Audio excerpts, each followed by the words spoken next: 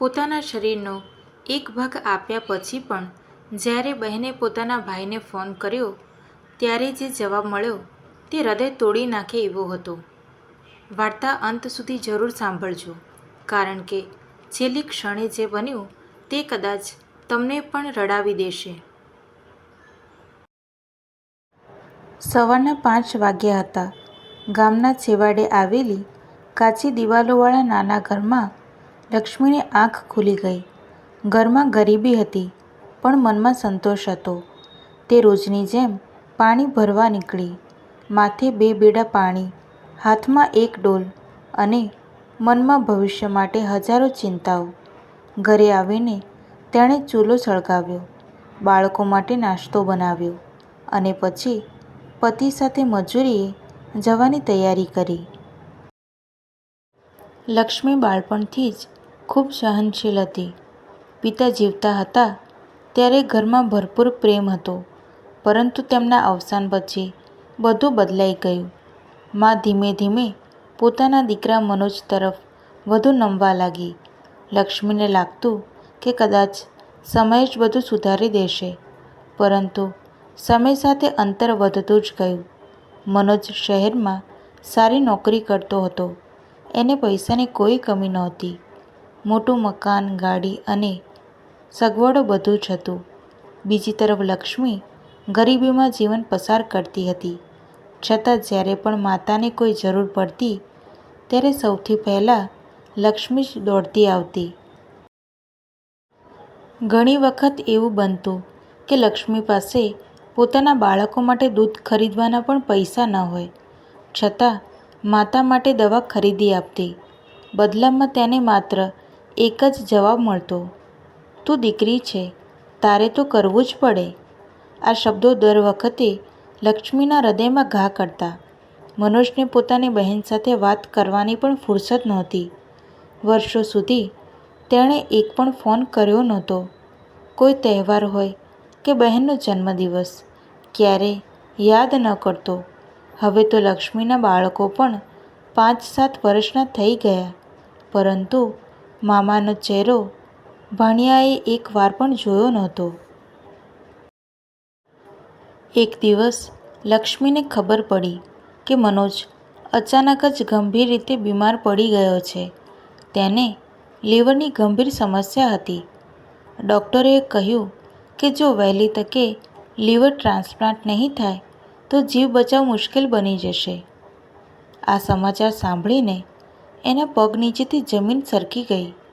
તેણે તરત જ માતાને ફોન કર્યો અને ગભરાતા જઈને પૂછ્યું, "મા, ભાઈ કેમ છે?" સામેથી માનો રડતો અવાજ આવ્યો, "ડૉક્ટરે કહ્યું છે કે લીવર વગર એ બચશે નહીં." આ સાંભળીને લક્ષ્મીની આંખોમાં આંસુ આવી ગયા. લક્ષ્મીએ કહ્યું, "મા, હું હમણાં જ હોસ્પિટલ આવું છું. તું ચિંતા ન કરીશ." માએ કહ્યું, "તું પોતે તો પૈસા માટે વળખા મારે છે. તું અહીં આવીને શું કરીશ?" લક્ષ્મીએ પોતાના પતિને આ વાત કહી. એણે એક ક્ષણ પણ વિચાર્યું નહીં અને કહ્યું, "ચાલ લક્ષ્મી, આપણે જઈએ. આખરે એ તારો ભાઈ છે." પછી બંને બસમાં બેસીને શહેરની મોટી હોસ્પિટલ પહોંચ્યા, જ્યાં મનોજને દાખલ કરવામાં આવ્યો હતો. હોસ્પિટલના રૂમમાં મનોજ બેડ પર પડ્યો હતો. ચહેરા પર નિરાશા હતી. આસપાસ સગા સંબંધીઓ ઊભા હતા. લક્ષ્મી ધીમેથી આગળ વધી અને કહ્યું, "ભાઈ." મનોજે એક નજર કરી અને તરત જ બીજી તરફ મોઢું ફેરવી લીધું. એક શબ્દ પણ બોલ્યો નહીં. લક્ષ્મીનું હૃદય તૂટી ગયું.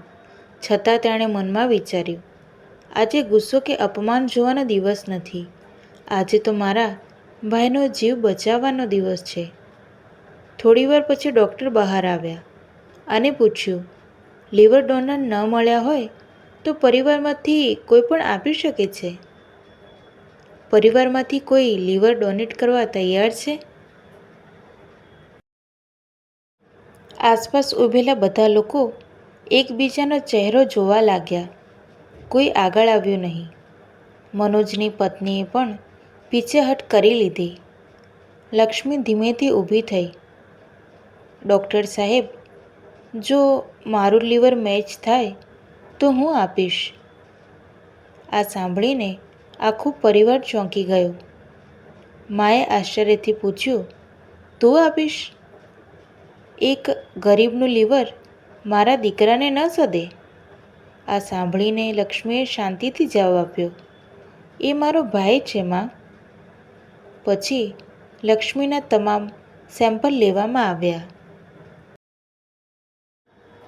થોડા કલાકો બાદ ડૉક્ટર સ્મિથ સાથે બહાર આવ્યા.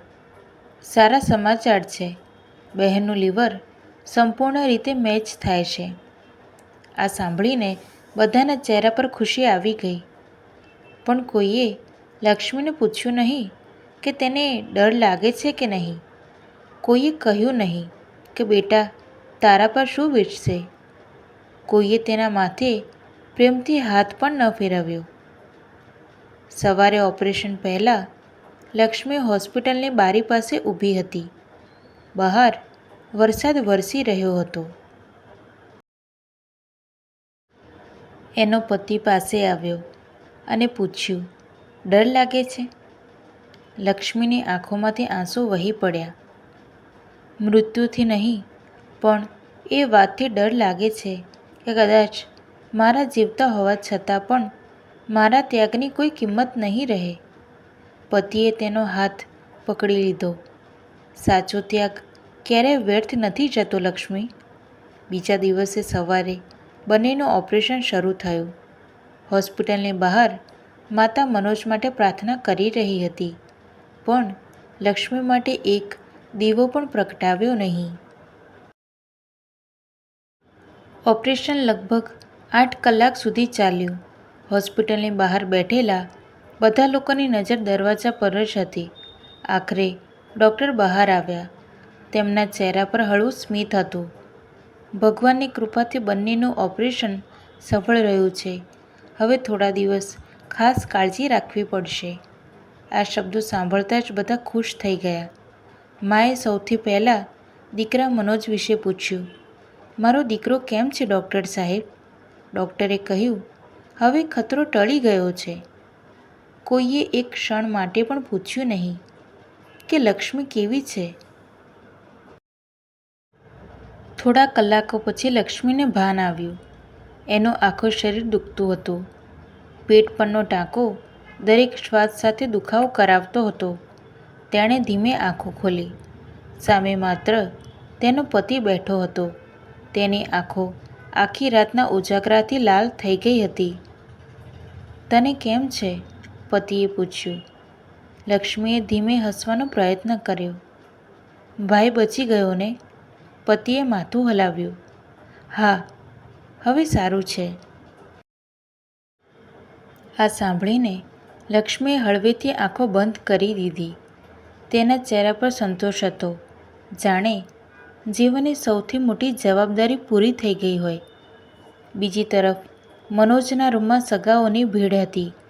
ફૂલોના ગુલદસ્તા, ફળોની ટોપલીઓ અને શુભેચ્છાઓના વરસાદ વરસી રહ્યો હતો. ભગવાને બીજો જન્મ આપ્યો છે, હવે કાળજી રાખજે. બધા મનોજની આસપાસ હતા અને મનોજ કહી રહ્યો હતો કે આ બધું મારી પત્નીના પ્રેમ અને એના ઈશ્વર પરના અતૂટ શ્રદ્ધાના કારણે શક્ય થયું છે. હોસ્પિટલના બીજા છેડે આવેલા લક્ષ્મીના રૂમમાં માત્ર શાંતિ હતી. 2 દિવસ પછી મા પહેલીવાર દીકરીને મળવા આવી. દીકરીના ચહેરા પર આશા હતી કે આજે તો કદાચ મા પ્રેમથી પૂછશે, બેટા કેમ છે તું? પરંતુ માના પ્રથમ શબ્દો હતા, ડૉક્ટરે કહ્યું છે કે મનોજને 6 મહિના સુધી આરામ અને ખાસ ખોરાક આપવો પડશે. તું પણ હવે ઝડપથી સારી થઈ જા. એ થોડી ક્ષણ માટે મૌન રહી ગઈ. માતાએ ફરી પૂછ્યું પણ નહીં કે એને કેટલી પીડા થાય છે. તે દિવસે એને સમજાઈ ગયું કે માતાના હૃદયમાં દીકરા માટે જે સ્થાન હતું, ત્યાં દીકરી માટે ક્યારેય જગ્યા નહોતી. 10 દિવસ પછી બંનેને હોસ્પિટલમાંથી રજા મળી. મનોજને મોટી ગાડીમાં ઘરે લઈ જવામાં આવ્યો. જ્યારે લક્ષ્મી એના પતિ સાથે બસમાં ઘરે પરત ફર્યા. બસના દરેક આંચકાથી એના ઓપરેશનના ટાંકા દુખતા હતા, છતાં તેણે એક પણ ફરિયાદ કરી નહીં. ઘરે પહોંચ્યા પછી ગરીબી ફરી સામે ઊભી હતી. મજૂરી કર્યા વગર ઘર ચાલવાનું નહોતું. ડૉક્ટરે 3 મહિના સુધી આરામ કરવાની સલાહ આપી હતી, પરંતુ માત્ર 20 દિવસમાં જ લક્ષ્મી ફરી કામે જવા નીકળી ગઈ. પેટના ટાંકા હજુ પૂરેપૂરા રૂઝાયા નહોતા. ક્યારેક દુખાવાથી આંખોમાં પાણી પણ આવી જતું. એ જોઈને પતિ પણ કહેતો, થોડા દિવસ વધુ આરામ કર લક્ષ્મી. પરંતુ એ હસીને કહેતી, ઘરમાં લોટ ખૂટે તો આરામથી પેટ નથી ભરાતું. સમય પસાર થતો ગયો. એક દિવસ ગામમાં કોઈએ કહ્યું, તારો ભાઈ તો હવે એકદમ સાજો થઈ ગયો છે લક્ષ્મી. આ સાંભળીને એના ચહેરા પર ખુશી આવી ગઈ. તેણે વિચાર્યું કે હવે કદાચ આજે ભાઈ ફોન કરશે. પણ દિવસ ગયો, અઠવાડિયું ગયું, મહિનો ગયો, 6 મહિના વીતી ગયા, પરંતુ એક પણ ફોન આવ્યો નહીં. એક દિવસ લક્ષ્મીએ હિંમત કરીને ભાઈ મનોજને ફોન કર્યો. ફોનની રિંગ વાગી, પછી મનોજે ઉપાડ્યો. હેલો. લક્ષ્મીનો અવાજ ધ્રુજી રહ્યો હતો. ભાઈ, કેમ છે? થોડી ક્ષણ મૌન રહ્યું. પછી મનોજે નીરસ અવાજમાં કહ્યું, હું મીટિંગમાં છું, પછી વાત કરું. અને ફોન કાપી નાખ્યો. એ પછી ક્યારેય આવ્યું જ નહીં. તે રાત્રે એ ખૂબ રડી. પછી પતિએ એને સમજાવી, તે તારો ધર્મ નિભાવ્યો છે. હવે અપેક્ષા રાખીને પોતાને દુઃખ ન આપ. એણે આંસુ લૂછી લીધા. મેં લીવર એ માટે નહોતું આપ્યું કે તે મારો ઉપકાર માને, પણ ઓછામાં ઓછું મને પોતાની બહેન તો સમજે. મારા બાળકોને પણ મામાનો પ્રેમ મળે. થોડા દિવસ પછી રક્ષાબંધન આવી. લક્ષ્મીએ પોતાના હાથે રાખડી બનાવી, થોડા લાડુ પણ બનાવ્યા, અને તે આખો દિવસ ભાઈની રાહ જોતી રહી.